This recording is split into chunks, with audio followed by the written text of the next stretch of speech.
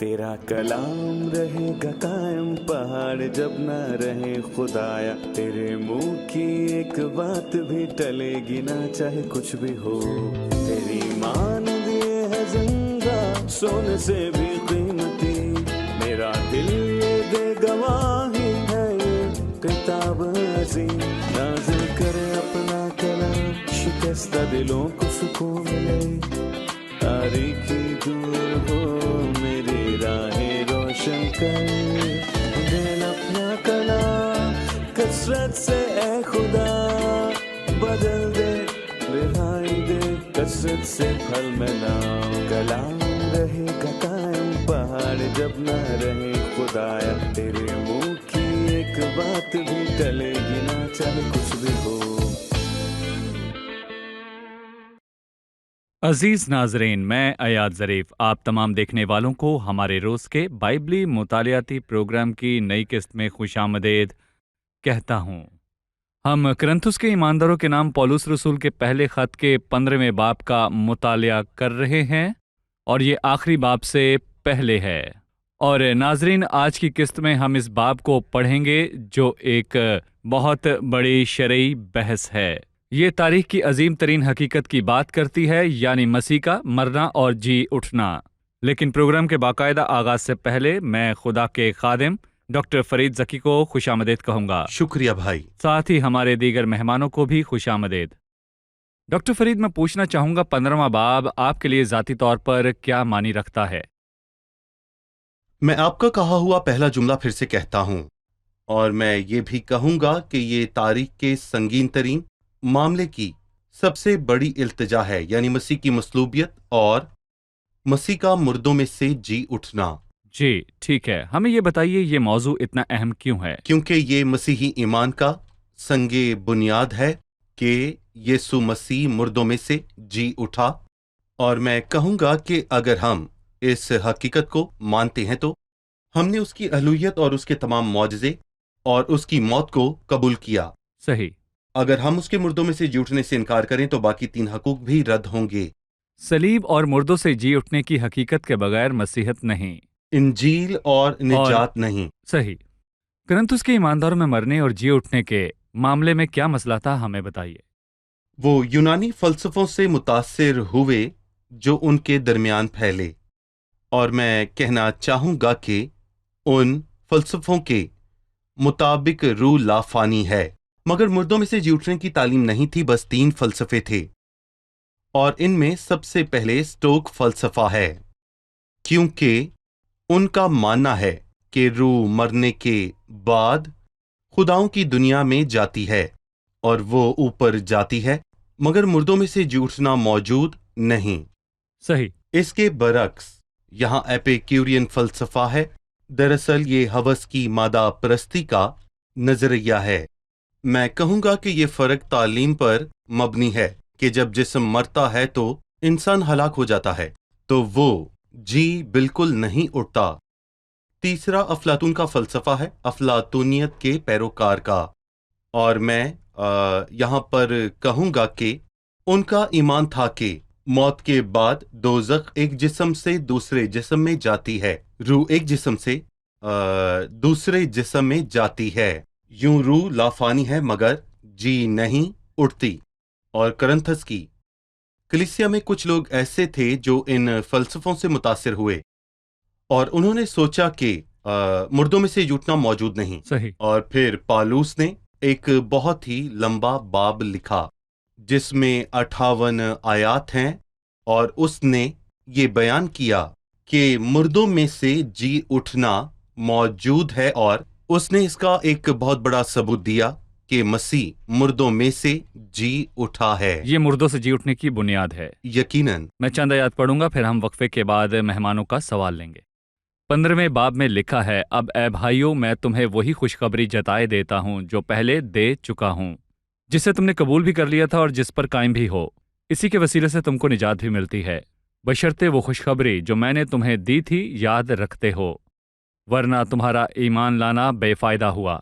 चुनाचा मैंने सबसे पहले तुमको वही बात पहुंचा दी जो मुझे पहुंची थी, कि मसीह किताब मुकद्दस के मुताबिक हमारे गुनाहों के लिए मुआ اور دفن ہوا اور تیسرے دن کتاب مقدس کے مطابق جی اٹھا اور کیفا کو اور اس کے بعد ان 12 کو دکھائی دیا، پھر 500 سے زیادہ بھائیوں کو ایک ساتھ دکھائی دیا، جن میں سے اکثر اب تک موجود ہیں اور بعض سو گئے، پھر یعقوب کو دکھائی دیا، پھر سب رسولوں کو اور سب سے پیچھے مجھ کو جو گویا ادھورے دنوں کی پیدائش ہوں دکھائی دیا، کیونکہ میں رسولوں میں سے سب سے چھوٹا ہوں بلکہ رسول کہلانے کے لائق نہیں، اس لیے کہ میں نے خدا کی کلیسیا کو ستایا تھا، لیکن جو کچھ ہوں خدا کے فضل سے ہوں، اور اس کا فضل جو مجھ پر ہوا وہ بے فائدہ نہیں ہوا، بلکہ میں نے ان سب سے زیادہ محنت کی، اور یہ میری طرف سے نہیں ہوئی بلکہ خدا کے فضل سے جو مجھ پر تھا۔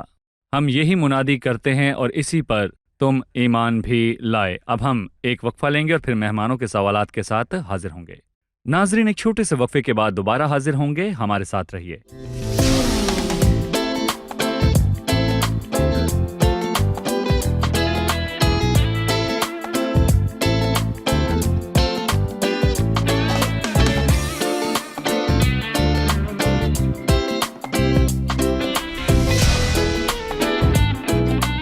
خوش آمدید، آئیے چلتے ہیں مہمانوں کی جانب اور جانتے ہیں ان کا سوال۔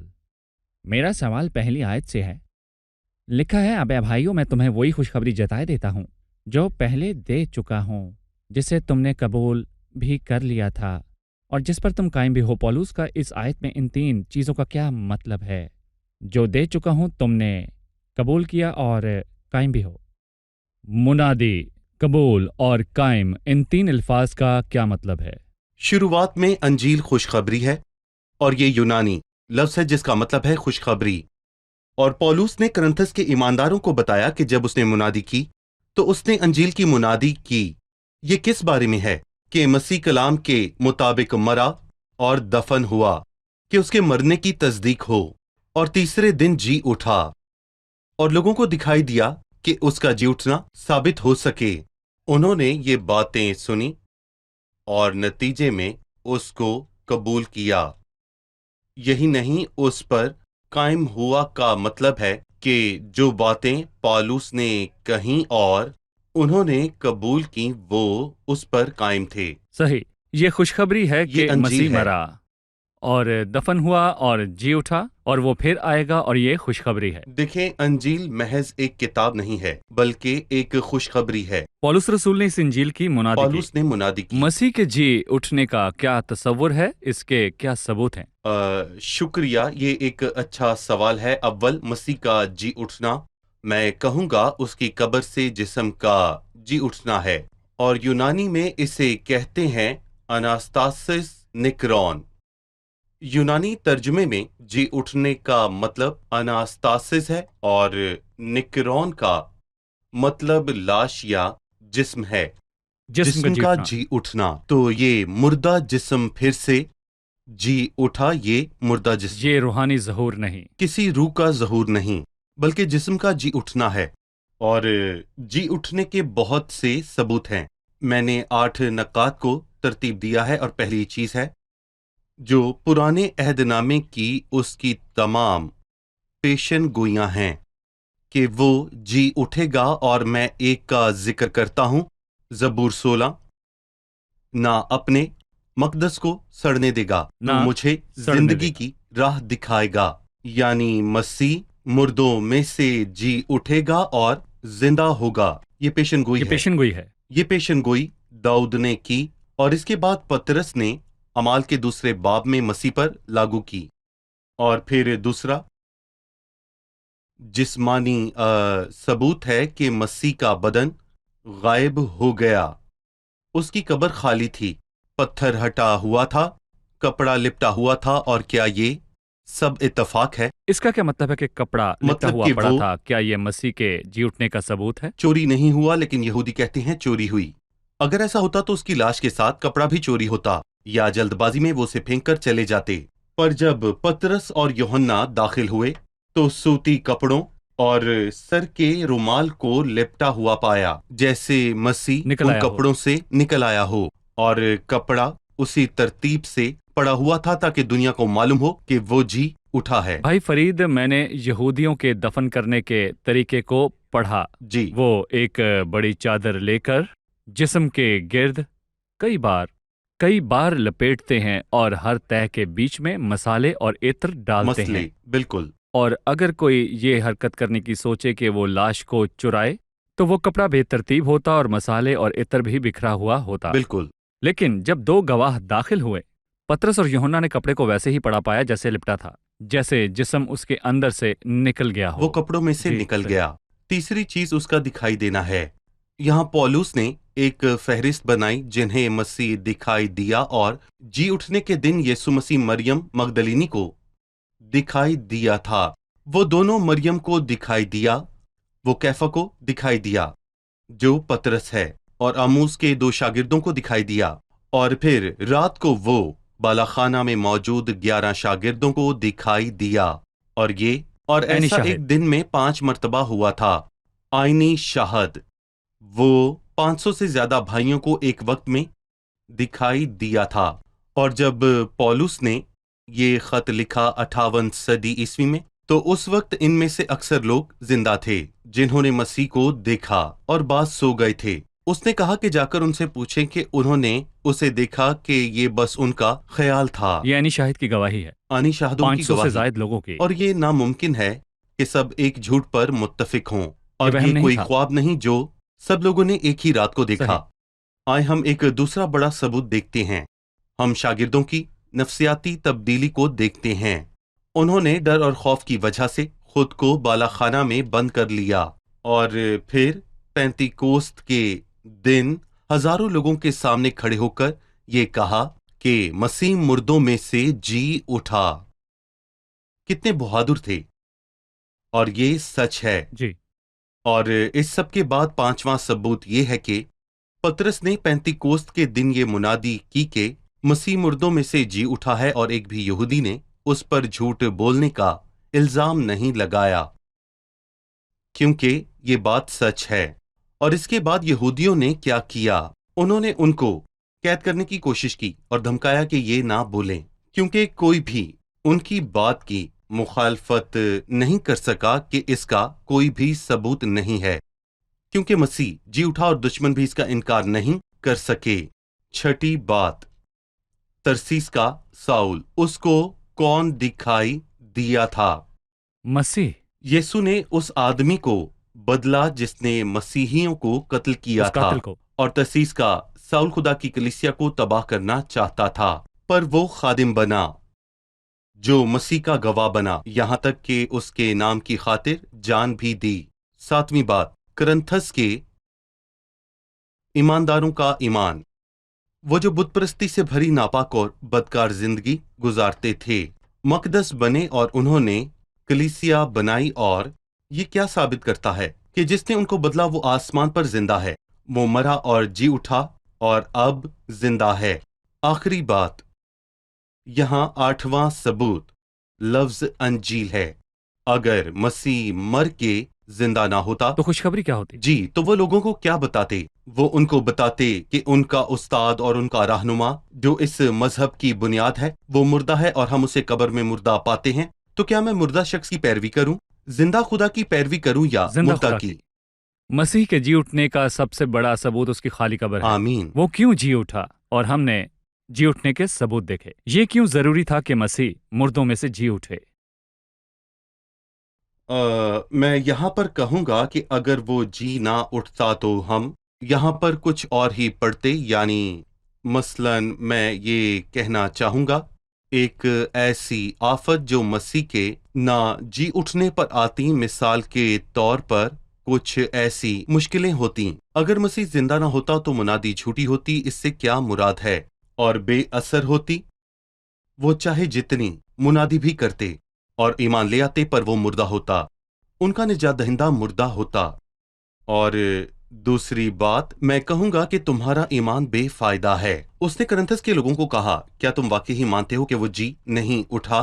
तुम्हारे ईमान का क्या जिसने तुम्हें बदला, और किसी मुअस्सर चीज से ही वो बुराई से अच्छाई की तरफ आए। तीसरी चीज, मैं कहूंगा कि अगर मसीह जी ना उठता तो हम खुदा के झूठे गवाह होते। ये कौन है? इज्जतदार मसीह के ये रसूल हैं जिन्होंने दुख उठाया कि मुनादी करें और उन्होंने कलीसिया बनाई और वो शहीद हुए। क्या ये मुमकिन है कि लोग झूठे गवाह थे और झूठी बातों की गवाही देते थे? चौथी बात, तुम अब तक अपने गुनाहों में गिरफ्तार हो। अगर मसीह ना जी उठता तो वो अपने गुनाहों के गुलाम होते। और फिर पांचवी बात, जो सो गए, मेरा मतलब कि वो ईमानदार जो मर गए। उसने लफ्ज सो गए कहा क्योंकि ईमानदार सोते हैं। उसने कहा वो भी हलाक हुए। क्यों? वो कब्र में से फिर कभी उठाए ना जाएंगे। उनको कोई उम्मीद नहीं। कोई उम्मीद नहीं। और फिर छठी बात, मैं कहूंगा कि हमें मसीह में एक उम्मीद मिलती है। क्या हमने मसीह से उस जिंदगी में ताज, मुकाम या बहुत से पैसे हासिल किए हैं? क्या हम अच्छी जिंदगी गुजार रहे हैं? नहीं। और क्या हम इस जिंदगी में सलीब उठाकर उसकी पैरवी करते हैं? अगर कोई मेरे पीछे आना चाहे तो अपनी खुदी का इनकार करे और अपनी सलीब उठाए और मेरे पीछे हो ले। हमारी उम्मीद क्या है? जो मुर्दों में से जी उठा वो हमें जलाएगा और हमारे लिए अजर और जलाल होगा। सही। आए एक वक्फा लें, फिर आकर मेहमानों का सवाल लेंगे। अगर नाजरीन में से कोई ये समझे कि मसीह जिंदा नहीं हुआ क्योंकि वो मरा नहीं था, क्योंकि कुछ लोग समझते हैं कि वो बेहोश था और कब्र की नमी के बायस उसे होश आ गया, लिहाजा वो मरा या बेहोश हुआ, वक्फे के बाद इसका जवाब देंगे। नाजरीन, एक छोटे से वक्फे के बाद दोबारा हाजिर होंगे, हमारे साथ रहिए।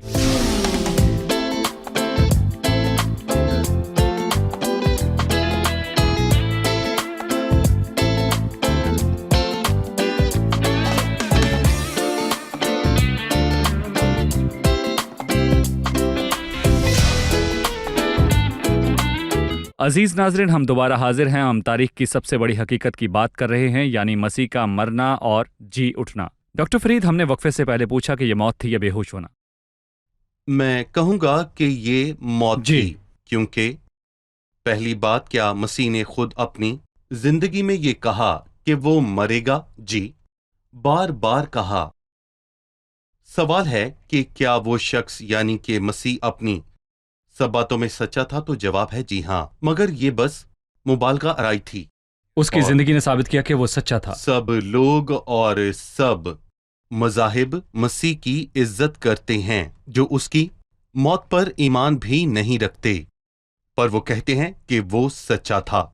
उसने बहुत बार अपनी मौत की बात की। दूसरी बात, मैं यहां पर यह कहना चाहूंगा कि पुराने अहदनामे की 39 किताबों में, मूसा की 5 किताबों में और तारीख की 5 किताबों में, ज़बूर की किताब में और नबियों की किताबों में, और फिर इसके बाद मैं बताना चाहूंगा कि पुराने अहदनामे में मसीह और उसकी मौत की तकरीबन 333 बहुत ही वाज़े पेशनगोइयां मौजूद हैं। लिखा है कि यहूदा चांदी के 30 सिक्कों के एवज उसे धोखा देगा और ये कि वो मसलूब होगा। और ज़बूर 22 में लिखा है कि वो मेरे हाथ और पांव छेदते हैं, और ये मंसूबा बांधा गया कि उसको रोमी रिवाज के मुताबिक आम लोगों की कब्र में बदकारों के साथ दफनाया जाए, लेकिन वो एक दौलतमंद की कब्र में दफन हुआ। इसका क्या मतलब है? हालांकि वो हमारी खताओं के सबब से घायल किया गया और हमारी बदकारी के सबब से कुचला गया। हमारी ही सलामती के लिए उस पर सियासत हुई ताकि उसके मार खाने से हम शिफा पाएं। यसाया ने 700 कबलस मसीह पेशनगोई की। एक और चीज, आपका उस वक्त के फितरी अमल के बारे में क्या ख्याल है? जैसे तारीख में बयान है, मतलब कि उसकी मौत के वक्त सूरज 3 घंटे तारीक रहा, दोपहर 12 से 3 बजे तक। ठीक है, तारीख बताती है कि उस वक्त लोगों ने कहा कि ग्रहण हुआ, हालांकि इस बात में कोई भी सदाकत नहीं, और मैं कहूंगा कि ये ग्रहण का वक्त बिल्कुल भी नहीं था। पर तारीख नाकाबिले बयान फितरी अमल का बताती है, जिसमें सूरज 3 घंटे तक गायब रहा और इसके बाद कुदरती अमल भी हुए। ठीक है, मेरा कहने का मतलब है कि एक भौचाल भी आया और फलस्तीन की चट्टान भी तड़क गई और कब्रें खुल गईं। ठीक है, और मसीहत में एक और चीज मौजूद है, और मैं कहूंगा कि पहली सदी से लेकर अब तक कलीसिया में खास तौर पर 2 किस्म की रस्में पाई जाती हैं। 2 किस्म की, बपतिस्मा और रोटी तोड़ना। बपतिस्मा और इशाए रुबानी। बपतिस्मा क्या जाहिर करता है? मरना, दफनाना और जी उठना। ایک شخص پانی میں جا کر واپس آتا ہے اور یہ کیا ظاہر کرتا ہے؟ میں مر کر مسیح کے ساتھ دفن ہوتا اور پھر جی اٹھتا ہوں۔ پر یہ کیا کہانی ہے؟ مسیح مرا اور دفن ہوا، صحیح۔ اور پھر ہم اس خط کے 10ویں اور 11ویں باب میں عشائی ربانی کی بات دیکھتے ہیں۔ لکھا ہے، کیونکہ جب کبھی تم یہ روٹی کھاتے اور اس پیالے سے پیتے ہو تو خداوند کی موت کا اظہار کرتے ہو۔ یہ سمندر میں قطرے جیسا ہے۔ مجھے لگتا ہے کہ مہمانوں کا اس حصے سے کوئی سوال ہے، تو چلیے مہمانوں سے ان کا سوال جانتے ہیں۔ بھائی فرید نے مسیح کی موت کے ثبوتوں کی بات کی، خدا نے خود مسیح کی جگہ اس کے ہم شکل کو کیوں نہیں رکھا؟ صحیح، جی بھائی، اس کا ہم شکل کیوں نہیں مرا؟ اس کی بہت سی جی وجوہات بتائیں۔ ہیں۔ دراصل خدا سے جڑی اخلاقی وجوہات ہیں۔ کیا خدا جو پاک ہے ان لوگوں کو دھوکہ دیتا ہے جو کہ مسیح کو اس رات پکڑنے کو آئے؟ کیا اس نے اپنا چہرہ کسی اور کو دیا؟ اور اگر ہم ایسا کہیں تو ہم خدا کی توہین کرتے ہیں۔ خدا کبھی دھوکہ نہیں دیتا۔ دوسری بات، میں یہاں پر یہ کہنا چاہوں گا کہ اگر مسیحت سچ میں 6 صدیوں پرانی ہے اور یہ حقیقت میں مسیح کے مرنے اور جی اٹھنے پر مبنی ہے، تو میں کہوں گا کہ خدا جو کہ پاک ہے وہ لاکھوں اور کروڑوں لوگوں کو یہ ماننے دے اور وہ کہے کہ وہ دھوکہ دے رہا تھا۔ وہ ایسا نہیں کر سکتا، اور کہے کہ کوئی اور اسے ٹھیک کرے گا تو ہم اس کی بے عزتی کرتے ہیں۔ دوسری بات، اور تیسری بات، مسیح کی پیشن گوئیاں کیا ہیں جن کی ہم نے بات کی؟ جن لوگوں نے در حقیقت میں پرانا عہد نامہ لکھا، کیا ان کا ذہن غیر حاضر تھا؟ مثلا میں بتانا چاہوں گا کہ یسایہ نے سب سے لمبا باب لکھا ہے، اور یسایہ نے اپنے باب میں واضح طور پر کہا کہ مسیح گناہ گاروں کے لیے مرے گا۔ اس نے مصر کے بارے میں پیشن گوئیاں کی، اس نے سور کی پیشن گوئیاں کی، سور مطلب کہ شام کی پیشن گوئیاں کی تھیں، اور اس نے بابل کے بارے میں پیشن گوئیاں کی، اور تاریخ میں سب پوری ہوئیں۔ اور کیا ہم مسیح کے بارے میں یسایہ نبی کی پیشن گوئیوں کا انکار کریں کہ وہ سب غلط ہیں، اور کہیں کہ خدا نے اپنی شکل کسی اور کو دی؟ پر یوں ہم ان سب کتابوں کو رد کرتے ہیں جن پر سب کا بھروسہ ہے۔ کیا میں مزید اس میں اضافہ کر جی۔ سکتا ہوں؟ مسیح قمری مہینے کی 14ویں تاریخ کو پکڑوایا گیا۔ اس وقت پورا چاند تھا۔ جب وہ اسے پکڑنے باغ میں گئے تو موسم صاف تھا، ان کے پاس لالٹین تھی، اور یہودا نے اس کو پہچان کر بوسہ دیا، اس میں کوئی دو رائے نہیں ہے۔ جب وہ 6 مرتبہ پیشی کے لیے آیا، وہ جانتے تھے ان کے سامنے کون ہے، انہوں نے اس کی آواز اور جی، اس کی وضع قطع سے اس کو پہچانا۔ رومیوں اور یہودیوں کے سامنے 6 پیشیاں ہوئیں، اور صلیب کے پاس اس کی ماں کھڑی تھی، یعنی مقدسہ مریم صلیب کے پاس صحیح، موجود تھیں، بالکل۔ جبکہ باقی عورتیں خدمت کے دنوں میں اس کے پیچھے آئیں۔ اس کی ماں کو بچپن سے ہی کہا گیا تھا کہ خود تیری جان بھی تلوار سے چھیدی جائے گی۔ اس کا کیا مطلب ہے؟ اس کا مطلب ہے کہ وہ بھی دکھ میں ہوگی۔ جب مسیح کو صلیب پر دکھ اٹھاتے دیکھے گی، اس کی جان تلوار سے چھیری جائے گی، اسے دکھ ہوگا، اور یہ سب ثابت کرتا ہے کہ وہ مرا اور پھر جی اٹھا، وہ مسیح ہی تھا۔ صحیح، بے شک مسیح مرا اور مردوں میں سے جی اٹھا۔ شکریہ ڈاکٹر فرید۔ چلیے جانتے ہیں کہ مہمانوں نے کیا سیکھا۔ مسیح کے جی اٹھنے کے متعلق کرنتھس کی کلیسیا میں کیا مسائل تھے، یہ بتائیے۔ کرنتھس کے لوگ اس وقت کے یونانی فلسفوں سے متاثر ہوئے۔ یہ 3 فلسفے تھے۔ سب سے پہلے سٹوک فلسفہ کے موت کے بعد روح خداؤں کی دنیا میں جاتی ہے پر جسم زندہ نہیں ہوتا۔ دوسرا فلسفہ ایپیکورین فلسفہ ہے، جو کہ روح جسم کے ساتھ ہلاک ہوتی ہے تو انسان پورا ہی ہلاک ہو جاتا ہے۔ تیسرا افلاطونی فلسفہ ہے کہ روح ایک سے دوسرے جسم میں منتقل ہوتی ہے پر جسم کا جی اٹھنا موجود نہیں۔ پولس نے یہ واضح کیا کہ جسم کا جی اٹھنا موجود ہے، اور اس نے مسیح کے مردوں سے جی اٹھنے کے ثبوت دیے۔ انجیل یونانی لفظ ہے، کیا اس کا مطلب اچھی خبر یا خوشخبری ہے؟ انجیل یونانی لفظ ہے جس کا مطلب خوشخبری یا اچھی خبر ہے۔ یہ مسیح کے مرنے، دفن ہونے اور جی اٹھنے اور اس کے ثبوت کے لیے لوگوں کو دکھائی دینے کے بارے میں ہے۔ یہ صرف ایک کتاب نہیں۔ صحیح، شکریہ، خدا آپ سب کو برکت دے۔ ڈاکٹر فرید، آپ کا بھی شکریہ۔ عزیز ناظرین، مسیح سارا جلال اس سے ملے آیا اور لکھا ہے اور کلام مجسم ہوا اور ہمارے درمیان رہا۔ پر مسیح کیوں آیا؟ وہ اس لیے نہیں آیا کہ آ کر معجزے دکھائے اور پھر زمین چھوڑ کر واپس آسمان پر چلا جائے، بلکہ مسیح قربان ہونے آیا۔ مسیح وہی بڑی قربانی ہے جس کی پیشن گوئیاں پرانے عہد نامے میں موجود ہیں۔ یہ مسیح کے مرنے اور اس کی موت کی اہمیت کا ثبوت ہے۔ عزیزو، مسیح اس لیے آیا تاکہ صلیب پر قربان ہو کر دنیا کے گناہوں کا کفارہ عطا کرے۔ عزیزو، مسیح اپنی مرضی سے آیا اور قربان ہوا۔ وہ ابراہیم کے بیٹے اسحاق کی طرح قربانی سے بچ نہیں گیا، بلکہ وہ قربان ہوا، اس نے جان دی اور وہ مر کر پھر مردوں میں سے جی اٹھا، اور وہ اب تک زندہ ہے، وہ عبدالآباد ہے۔ مسیح اب کہاں ہے؟ اگر آپ سوچتے ہیں کہ مسیح کہاں ہے تو وہ آسمان پر ہے۔ عزیزو، مسیح مردوں میں سے جی اٹھا اور اب اس کا تخت آسمان پر ہے۔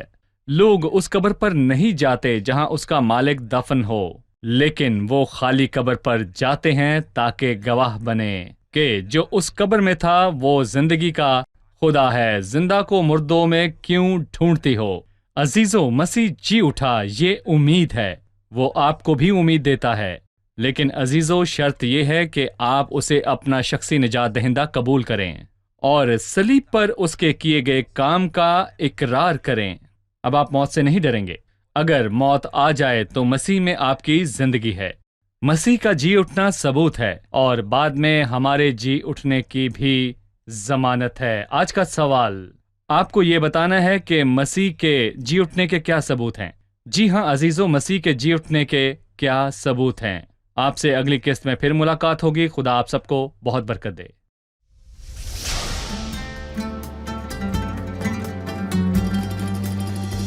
بين يديك الحانية وضعت رأسي في سلام، إذ لي عيناك سيدي ترعى وجودي لا تنام. ستبقى لي خلي الوفي ضمان قلبي وضامني، قيثارتي في وحدتي ترنيمتي في غربتي، ففيك لي يا سيدي أنشودة لا تنتهي.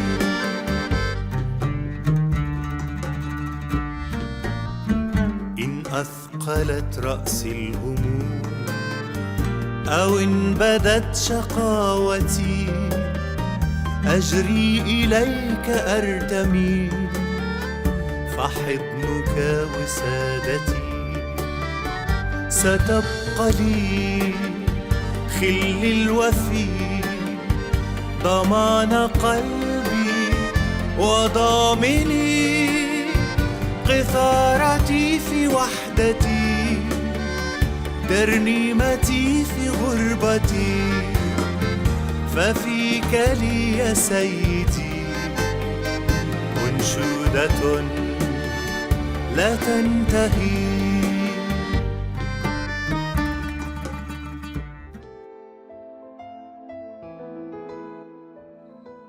تیرا کلام رہے گا قائم پہاڑ جب نہ رہے خدایا، تیرے منہ کی ایک بات بھی ٹلے گی نہ چاہے کچھ بھی ہو.